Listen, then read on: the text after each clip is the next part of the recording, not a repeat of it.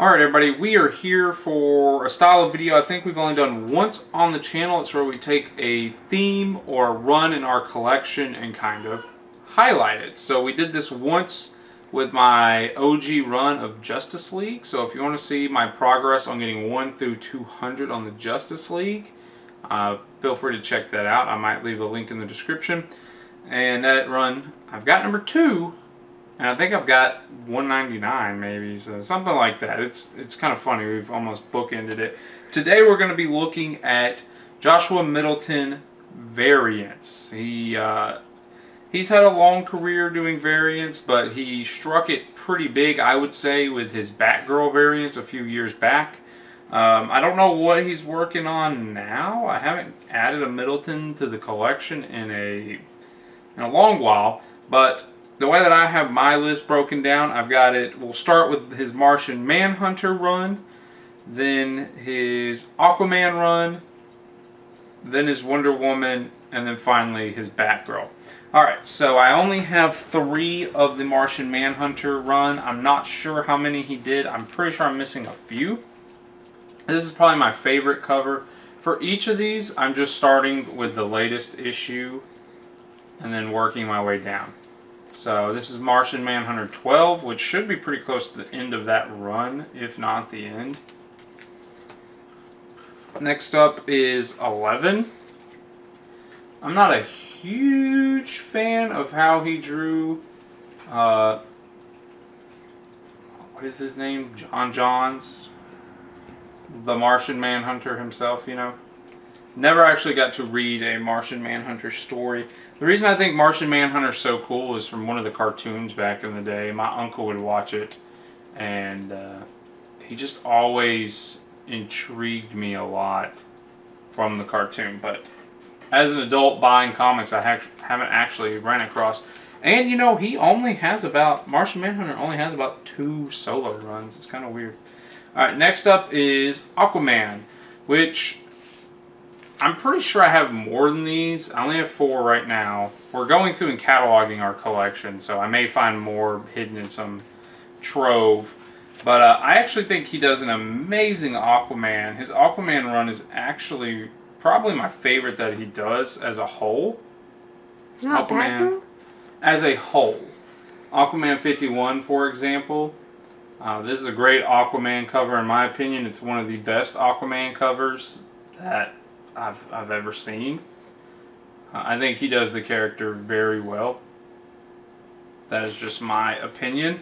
I like, you know, the animals in the background. It's a good looking Aquaman, so it's just a great cover.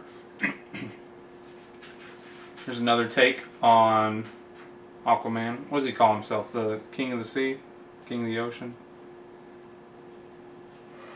Aquaman, another character I really have not read a whole lot about. Aquaman was kind of a joke until the New 52 run, and then Jason Momoa playing him in the movies kind of made him a fan favorite with everybody. But I don't know how hot the comics were prior to the New 52.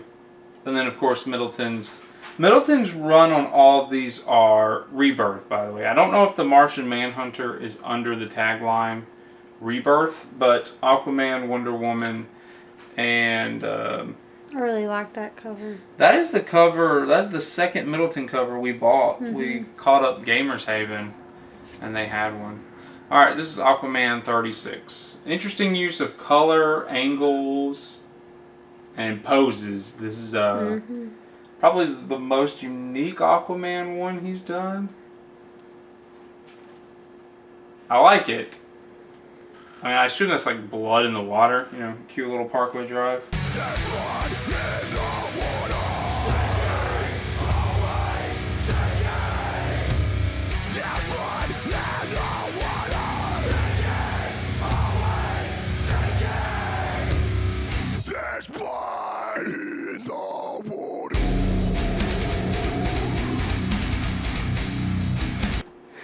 But, yeah. Now his Wonder Woman run, super interesting. That's all I'll say. Yeah. This is a cover, I can't tell if I really enjoy this cover or have no affection for it whatsoever. And that's going to be how it is with a lot of these Wonder Womans. Because a lot of them are in different art styles. A lot of them have very different uses of color. So you saw that one that we just had up. Now look at this one. I don't know. I'm not an artist or an art critiquer. I don't know if you would call... It's very lifelike in this one. This one is more realistic, yeah. And I don't know if this would be... I don't know what kind of coloring he uses on this cover in particular. But it's such a contrast from the cartoonish one from the last one, right? Yeah. So the previous one was $7.69. This one was $7.68. There was a time when I was just getting Epicos to just throw these in my box. $7.67. Enough batteries, am I right? Anyway, we're back. I don't think I'd actually got to start talking about the book itself. You just said it was like $7.67. $7.67. Very lifelike, almost portrait-esque. Yeah, I like it though. But again, it's even a different style Wonder Woman herself. You know, like he doesn't draw Wonder Woman the same in almost any of these. Yeah. And that's what's so crazy about it. This may be my favorite one just because of how like freeing it is. She's like leaping through the air. And I do like the brighter use of colors. There's a couple of these that are kind of dark in nature with the color palette that he uses. This one, the Wonder Woman herself is kind of more realistic while the background has a cartoony, bright, vibrant feeling to it. I don't know. I think just a lot of things go right for this cover. And again, I just find it very freeing. But this next one... I think this one might be my favorite. This next one is just really good. I think this is my favorite. I mean, it's probably the best. This is probably his best Wonder Woman cover. Jessica's kind of trying to... Get it focused and not have glares and whatnot. So everybody give her a round of applause for making this video even look decent. So yeah, technically speaking, this is probably his best Wonder Woman. Feel free to discuss it in the chat, but this is an amazingly rendered Wonder Woman. Yeah, I think that one's my favorite. That is just crazy. It's ones like this that prove why Middleton is my favorite variant artist. And there's a lot that I like. You know, we've been buying those Peach variants, and Art Germ's really good. Alex Ross is amazing, you know, but there's just something about Middleton covers that I just love them. This is $7.64, probably the weakest Wonder Woman. Tough for me to say. I don't really vibe with the way he drew Wonder Woman in this one. The colors are fine. I personally enjoy nice, vibrant covers, despite what some of my favorite ones are. And the framing, the setting of this one is really nice. Yeah, I think it's just a good pose. Her nose I don't like. But I like the you think background it's a little and setting. Nico Robin syndrome? Maybe, yeah. But yeah, I like the background. And it makes me think like Greek goddess, which I mean she is supposed to be. It's almost like she is kind of an Amazoness goddess. Yeah, but that's what, you know, it makes me think of. There's a lot to like about that. I like the next cover too. Yeah, this next one, I mean, they're Middleton, so I love most of them, but $7.63, this is probably my favorite use of color that he's done. The way that her flesh, which is a really weird way of phrasing that, the way that her skin transitions so smoothly with the background. Yeah. Is that a more apt way of describing that? It blends, I guess. Yeah. It just pops, you know. I think this is just an example of his Wonder Woman covers being some of the best variants that there were at the time, and why I had to pick these up as they were coming out. Yeah, just beautiful use of color, a well-drawn Wonder Woman. The natural setting here is great. But then, as I've said before, he does not like to draw Wonder Woman the same way. So we're back now into that kind of... This is more in line with the other two bright blue ones. You almost should have went with the first one and up. Instead, you worked your way down. Yeah, I know. I announced that. Either way, I do like this one. Yeah. The action pose is good on this one. The background is kind of blank, but I kind of like that about it. It makes Wonder Woman kind of stand out and pop more. Again, the action pose. Yeah, nice, bright, vibrant colors. So it's kind of simple compared to some of his other ones, but in my opinion, again, a lot to like. Okay, sorry for technical difficulties there, but we're on to the next book here, which is 761. Very interesting take on the Wonder Woman here because he uses an absence of color in this one, but I actually like it on this cover. Again, he's drawn Wonder Woman a different way about every time. And that's a very interesting thing that he does. He doesn't just recycle the same face for Wonder Woman. And again, the sword, I like the sword pose here. I like the stance that she has with the sword. I don't know if you have any thoughts on this one, but I do think I like this one a lot. Yeah, so don't know if I have too much more to add. It's a very simple one, but I think it all just comes together so well. Okay, so this was his first Wonder Woman, and at the time I thought, well, I don't know if it's his actual first one or just the first one that I picked up. At the time I thought this was a really good Wonder Woman. I like the background too. Yeah, it kind of had me hooked. There's a lot going on here between the birds, the lasso. Great use of color, which is just going to be true for pretty much every Middleton book we show you guys. The color, the background, it's all going to complement the main piece here. So, of course, I think this book ended up getting topped as the run went on. But at the time when it came out, I was like, okay, he does other characters very well too.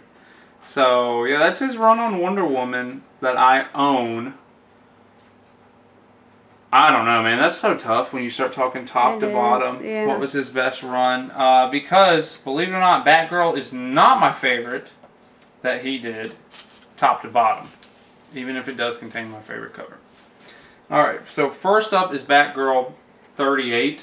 This is an example of me not really caring for the way he drew Batgirl, but still accepting that it's a pretty darn good cover. Again, the backgrounds and the colors really complement the character here, which is Batgirl. But I'm just not a huge fan. I don't know, it's not bad. I think the fact that you can't see like all her hair and her face kind of starts to... Her face is all there, but her hair starts to run off the screen. I don't know, it's weird. It kind of takes me out of it, but I think all in all, it is a good Batgirl. Yeah, I do like it the more I look at it, but next up is, I think, maybe one of his weakest covers. And it's the reason I say, top to bottom, Batgirl is not my favorite run. This 36 here, the action pose is cool, don't get me wrong. The motions in it are cool. The background, while nice, is just not my favorite. When you saw some of the backgrounds he was doing with some of his other characters, the background's just kind of bland. Which it does make her stand out more. Maybe it's a little contrasting element going on there. But just not a big fan of the way he drew Batgirl here. Even if the action pose is cool. And the colors are kind of dark. And I don't know. Not my favorite. Maybe the weakest in his whole catalog. I'm not sure.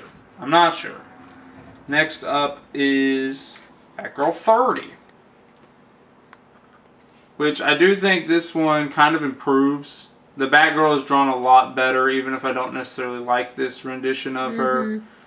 Is it snow? Yeah, the snowdrops are a nice touch. The background's kind of blurry, which allows you to focus more on Batgirl. So, in my opinion, it's an improvement over 36, but it's still not my favorite. But it is very good. This one is very good. Alright, up next is number 29. I really like this one. I do really like this one too. There's a lot to kind of interpret. I don't know if any of it has to do with the character herself or the storyline that was going on, because quite frankly I didn't actually read this run. I just collected it from Middleton. But you know, the balance or the scale, she looks really defeated in this picture, and she's a portrait in and of herself. With a knife, and there's blood on it. Yeah, so I don't understand all the symbolism going on in this cover, and for that it kind of adds this mystifying element, which I do enjoy. And just the way that he captured her in this cover is very interesting to me. So it's a solid cover in my opinion. Alrighty, moving on here. This is Batgirl 28. I like this one too. Even though the colors are very dark, this is one of my more favorite ones out of the Batgirl run. I like the way he drew Batgirl in this one more than some of the other ones we've already looked at. I think the lighting from her computer on her face is a very nice touch. So yes, this goes against some of the things I've been saying. The background is non-existent. The colors are dark. I think she's at the clock. Right? That's what that is? That's the clock. Yeah, there's a clock right here. But isn't that where she is when she's at Oracle? Possibly. Or in something. She went there, I know, in the... We're also missing the Batgirl where it's like in front of the clock or something. Either way, I really do enjoy this. I think, even though, like I said, it goes against some of the things I was saying, I think this is a step up for his Batgirl covers. Alright, I debated on saving this for last, but I guess we'll just go ahead and show it. This is my favorite Batgirl cover of his, which again is interesting when compared to the 30... Let's see, what was it? The 38, was it? Yeah, the 38, where I was talking about her hair falling off the screen and whatnot. But I think this is just a very playful, fun take on Batgirl. Again, even though the colors are dark and the background leaves a lot to be desired, I feel like the way that he drew Batgirl here is just top notch. This is the cover that I saw where I was like, okay, I really like this cover. Just to confirm, I do really like this cover. I don't know if it's his best Batgirl. Personally, it's probably the one I'm the biggest fan of. In my opinion, I think what's really blown me away is just how lifelike I know. This one is. I mean, I feel like I'm looking at a human cosplay. It's like an actual picture. Like he literally got someone to stand there as he took a picture of him. Yeah. This just blew my mind. This literally changed my mind on variants, because I made fun of Jessica for buying variants, but of course she wasn't buying Middleton variants, so I mean, in a way I did have a right to make fun of her. Now this next one is mine, technically. Technically, but hey, you know, it's my favorite. Technically, you know, we split everything 50-50 and all that good stuff. But this just really opened my eyes to how great some artists are, because I'm very cynical of modern day artists, as quite frankly I just don't think most are very good. They're obviously all more talented than me, but modern day comic book art, in my opinion, is just not great. It's not very good. But variants have shown me, and maybe it's because all he has to do is draw the cover, where the interior person is under a deadline to draw an entire book. Maybe that's part of it. But this really opened my eyes to how good modern day art of comics can be. And, you know, for that, I thank it, because I started buying Middleton variants, and there's some of my favorite in my collection. Alright, this is the last book we've got. There are other Batgirls. We're definitely missing a couple. There's even some before this. There's like the one where she's riding the moped. This one's my favorite. Boy, I mean, this is another one where I'm going, is there symbolism here with the story or the interior, you know, the character, her internal struggle? Because, again, a lot of metaphors, potentially symbolism here. But man, I think this is one where the background is probably what seals it for you. Yeah. I mean, it is a good Batgirl, don't get me wrong, it's a very good Batgirl, but You know, you have the actual bat here versus the little bat logo. The in bloom flowers. I mean, I guess they're both in bloom. It's Yeah, just they're a nice different color flowers. contrast here. Sorry, trying to take it all in. A very interesting cover. But even, is that supposed to be a quarter or what in the background? Because that's even different. I guess it's a quarter. It says Liberty on it. Yeah, because that's even different. Okay, yeah, I don't remember the last thing we said about it. The camera time expired, but this is a super interesting. I think this is probably the most unique piece in here. I will say he took a lot of chances with Batgirl. Half of them are pretty bland and the backgrounds are boring, and then the other half you get, you know, just overwhelming metaphors and symbolisms and just different contrasting ideas on here. So he took a lot of chances with this. I think top to bottom, after doing this segment, Wonder Woman is probably my favorite run of his. Aquaman's pretty solid the whole way through too, but I just don't have a lot of it. And the Wonder Woman I have, the top end of Wonder Woman is just so darn good. These are runs that I want to finish completing. If you're curious in what it looks like right this second. Again, I think I might have more Aquamans. I'm not sure, but this is our Middleton collection so far. It's a lot. I love it. I love every single one of them. They're some of my favorite in the collection. It just goes to show you can collect comic books for different reasons. I don't read any of these runs at all. But the covers are so darn good, I cannot pass them up. So just a little sneak peek. We are going to be doing an AOK from Shane of the comic book community. These are books he said, you don't have these books in your collection. Mafia. Yeah, that's what I meant, of the comic book mafia. So this is going to be our next video, and you know, Justin tagged us a while back for us to do our graphic novel collection, so I'm going to spend tomorrow getting those rounded up. There's more Nostalgia Junkie episodes. There's more comic book auction hauls. And Jessica and I just picked up, we paid for another round of our comic book auctions. And there's some good ones. Those, quite frankly, are just insane. So we really hope you guys are liking the content. We're going to try to keep bringing some more diversity so that it's not just New Comic Book Day and auctions, but let me know what you guys want to see. I want to do this again for my Ghost Rider collection. Jessica, I think you should do it for Bronze Age Horror and Spider-Gwen. Yeah. Maybe even Swamp Thing after a while. I know. Tomb of Dracula. Once we, I mean, I think I'm still missing some Spider-Gwens. I think they're still in a separate box, but I got most of them together, if not all. Yeah, we're going through and cataloging our collections to make doing videos like this easier, because I got all my Middletons together. But yeah, we're going to keep trying to brainstorm some ideas for you guys so it's not just pickups. So sometimes we get little fun videos like this. This one was one of our longer videos. I understand that, so maybe you stuck with it. But yeah, I'm about to record this AOK from Shane. So that's what I'm about to do. So thank you guys so much for watching. Do be sure to like, comment, subscribe, and leave suggestions for more videos you guys would like to see. But that's going to do it for me. Peace.